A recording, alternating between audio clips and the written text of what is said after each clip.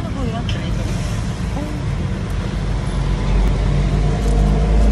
Ito?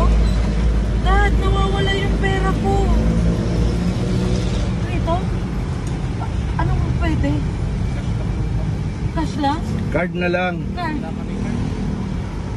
Kaya, nagpaayos lang ako ng... Hello, Daddy. Asan yung card?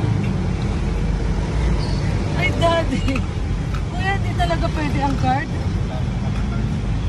Ay, Nag-ano-ano ka ng prito pagkatapos. Paano yan, kuya? Isasanla ko na itong kotse. Itong van namin. Kagi. Ha? Hindi naniniwala sa prank ko si kuya. Nakatingin eh. Kuya, isasanla ko talaga ang ano. Naniniwala ka kanina? Ayan, mag-hi ka sa akin dyan. Si Marie forever. Kinabahan na si kuya.